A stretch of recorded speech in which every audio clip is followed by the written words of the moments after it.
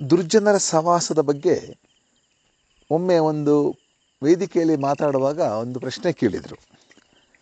ಸ್ವಾಮಿ, ಈಗ ದುರ್ಜನರ ಸಹವಾಸದಿಂದ ದೂರ ಇರೋದು ಹೇಗೆ?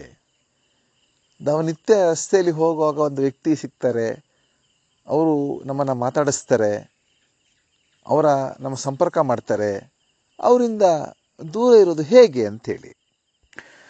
ವ್ಯಕ್ತಿ ಸಿಕ್ಕಿದಾಗ ಅವರಿಗೆ ಒಂದು ಹೇಳಿ ಮುಂದಕ್ಕೆ ಹೋದರೆ ತೊಂದರೆ ಇಲ್ಲ, ಆದರೆ ವ್ಯಕ್ತಿ ಜೊತೆ ಮಾತಿಗೆ ನಿಂತು ಸ್ವಲ್ಪ ಹೊತ್ತು ಕಾಲ ಕಳೆದರೆ ತೊಂದರೆ ಆಗ್ತದೆ.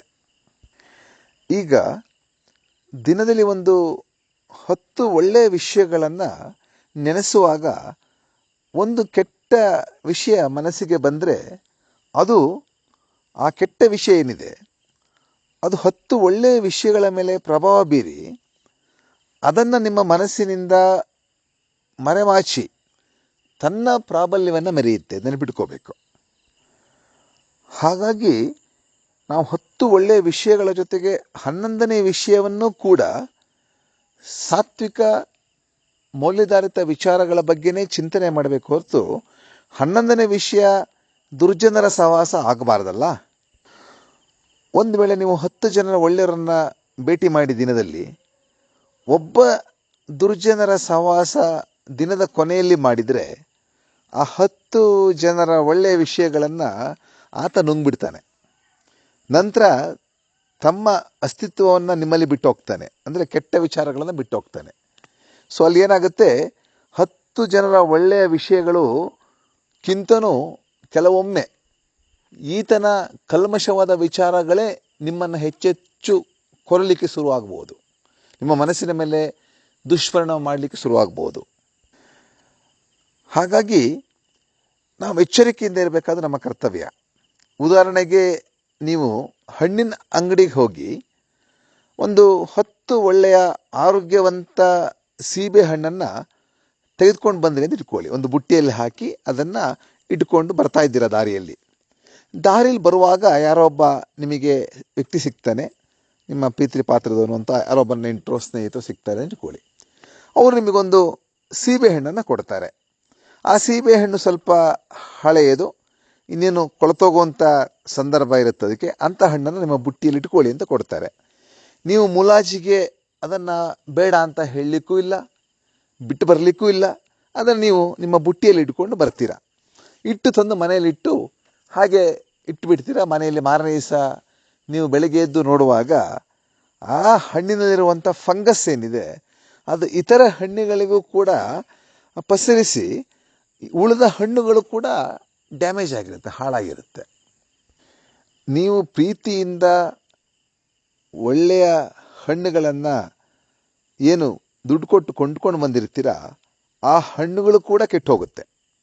ಹಾಗೆ ನೀವು ದಿನದಲ್ಲಿ 10 ಒಳ್ಳೆಯ ಯೋಚನೆಗಳನ್ನು ಮಾಡುವಂಥ ಸಂದರ್ಭದಲ್ಲಿ ಏನಾದರೂ ಒಂದು ಕೆಟ್ಟ ಯೋಚನೆ ಮಾಡಿದರೂ ಕೂಡ ಆ ಒಂದು ಕೆಟ್ಟ ಯೋಚನೆ ಏನಿದೆ ನೋಡಿ, ಆ ಒಂದು ಕೆಟ್ಟ ಯೋಚನೆ 10 ಯೋಚನೆಗಳನ್ನು ಕೂಡ ಕೊಳೆತು ಹೋಗುವಂತೆ ಮಾಡಲಿಕ್ಕೆ ಸಾಧ್ಯತೆಗಳು ಹೆಚ್ಚಿರುತ್ತೆ. ಹಾಗಾಗಿ ನಾವುಗಳು ದಿನದಲ್ಲಿ ಎಷ್ಟೇ ಒಳ್ಳೆಯ ಜನರ ಸಹವಾಸ ಮಾಡ್ತೀವೋ ಅದು ಭಾರಿ ನಮ್ಮ ಮೇಲೆ ಪ್ರಭಾವ ಬೀಳುತ್ತೆ.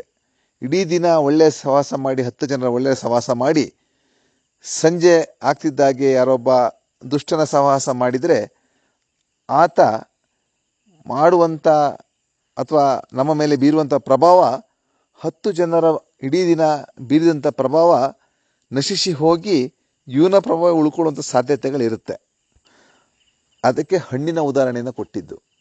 10 ಒಳ್ಳೆಯ ಹಣ್ಣಿನ ಜೊತೆ ಒಂದು 11ನೆಯ ಕೊಳೆತ ಹಣ್ಣನ್ನು ಇಟ್ಟರೆ ಹಣ್ಣು ಹೇಗೆ ಕೊಳೆತೋಗುತ್ತೋ ಆ ಪರಿಸ್ಥಿತಿ ಆಗಬಾರದು ಅನ್ನತಕ್ಕಂಥ ದೃಷ್ಟಿ. ಹಾಗಾಗಿ ಪ್ರಶ್ನೆ ಕೇಳಿದಂಥ ನಮ್ಮ ಶ್ರೋತೃಗಳಿಗೆ ಹೇಳುವಂಥದ್ದು, ದಯವಿಟ್ಟು ನೀವು ಏನು 10 ಜನರ ಒಳ್ಳೆಯರ ಸಂಪರ್ಕ ಮಾಡ್ತೀರೋ 11ರ ಸಂಪರ್ಕವನ್ನು ಅಂಥ ವ್ಯಕ್ತಿಗಳ ಜೊತೆನೇ ಮಾಡಿ ದುರ್ಜನರ ಸಹವಾಸ ಮಾಡಬೇಡಿ. ಆ ದುರ್ಜನರ ಬುದ್ಧಿ ನಿಮ್ಮ ಮೇಲೆ ಪರಿಣಾಮ ಮಾಡೋ ಹಾಗೆ ಮಾಡಿ ನಿಮ್ಮ ಮನಸ್ಸನ್ನು ಹಾಳು ಮಾಡುತ್ತೆ. ಹಾಗಾಗಿ ನಮ್ಮಲ್ಲೊಂದು ಮಾತನ್ನು ಹೇಳ್ತಾರೆ, ಅವರ ದೃಷ್ಟಿ ಕೂಡ, ಅಂದರೆ ಅವರ ಆ ದುಷ್ಟರ ದೃಷ್ಟಿ ಅಥವಾ ಅವರ ಅವರ ಅವರ ನೋಡೋದಾಗಲಿ ಅಥವಾ ಅವರ ಮನಸ್ಸಿನಲ್ಲಿ ಅವರ ಯೋಚನೆ ಕೂಡ ನಿಮಗೆ ಬರಬಾರ್ದು. ಈಗ ನಮ್ಮಲ್ಲಿ ಹೇಳ್ತಾರೆ out off site is out of mind ಅಂತ. ಅವರ ನೋಡೋದು ಬೇಡ, ಅವರ ದೃಷ್ಟಿನೂ ಬೇಡ, ಅವರ ಯೋಚನೆ ಮನಸ್ಸಿಗೆ ಬರೋದು ಬೇಡ. ಅದು ಬಂದ ತಕ್ಷಣ ಮನಸ್ಸು ಕಲ್ಮಶ ಆಗುತ್ತೆ. ಹಾಗಾಗಿ ನಾವು ಆದಷ್ಟು ದುರ್ಜನರ ಸಹವಾಸವನ್ನು ಮಿನಿಮೈಸ್ ಅಂದರೆ ಬಿಟ್ಟೇ ಬಿಡೋದು ಒಳ್ಳೆಯದು. ಅಕಸ್ಮಾತ್ ಎದುರುಗಡೆ ಸಿಕ್ಕಿದಾಗ ಜಸ್ಟ್ ಒಂದು ಹಾಯ್ ಹೇಳಿ ಚೆನ್ನಾಗಿದ್ದೀರಾ ಅಷ್ಟೇ ಸಾಕು. ಅವ್ರನ್ನ ವಿರೋಧ ಮಾಡ್ಕೊಳ್ಳೋದು ಬೇಡ. ಒಳ್ಳೆಯ ವಿಷಯಗಳಿದ್ದರೆ ಬೇಕಾದ್ರೆ 4 ಜನರಿಗೆ ಹೇಳುವಂಥ ಕೆಲಸವನ್ನು ಮಾಡೋಣ. ಆದರೆ ಅವರ ಸಹವಾಸವನ್ನು ಮಾಡಿ ನಿಮ್ಮಿಂದ ಅವರು ಪ್ರಭಾವಕ್ಕೆ ಆಗಬೇಕು ಬಿಟ್ಟರೆ ಅವರಿಂದ ನೀವು ಪ್ರಭಾವಕ್ಕೆ ಆಗದ ರೀತಿಯಲ್ಲಿ ನೋಡ್ಕೋಬೇಕು ಅಂತಕ್ಕಂಥ ಮಾತನ್ನು ಹೇಳಿ ನಮ್ಮ ಮಾತನ್ನು ಮುಗಿಸ್ತೀನಿ. ಶುಭವಾಗಲಿ.